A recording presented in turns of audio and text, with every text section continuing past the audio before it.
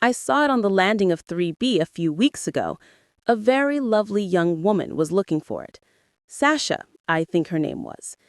I lowered his voice to a terrible whisper. But I told her, don't worry about little things.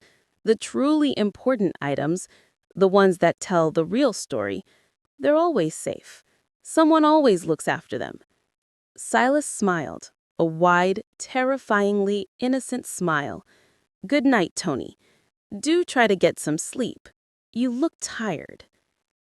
Tony didn't sleep. Silas wasn't the target. He was the true archivist. He had been testing Tony, watching him, and he had access to the basement. By dawn, Tony grabbed his duffel bag, emergency cash, passport, and raced to the basement. He had to destroy the evidence before Silas used it to dismantle his life. He unlocked the archives and rushed to drawer 47. It was empty. He frantically checked the other drawers. 46, empty. 45, empty. Every single drawer, 1 through 50, was spotless, organized, but devoid of evidence. Silas had cleaned out his archive. Then Tony saw it. On the small wooden table in the center of the room was a single, sealed plastic sleeve. It was unlabeled and contained only one item, a tattered, old photograph. Tony picked it up. It was a picture of him as a child, standing next to an older woman with a kind smile.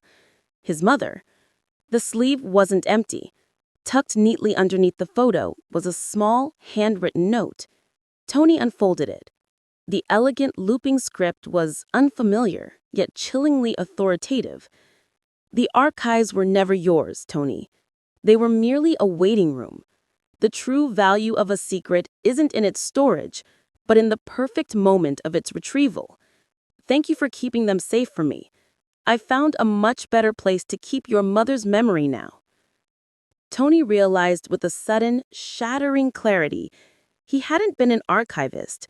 He had been the delivery service. Every secret he had cataloged had been the mandatory cost of his employment under Silas. And his life, his family, his past, all of it had been the final, most valuable item to be stored in Mr. Silas's real, invisible archive. Tony was now the empty drawer. Do you think Tony ever managed to find out what Silas did with his mother's memory?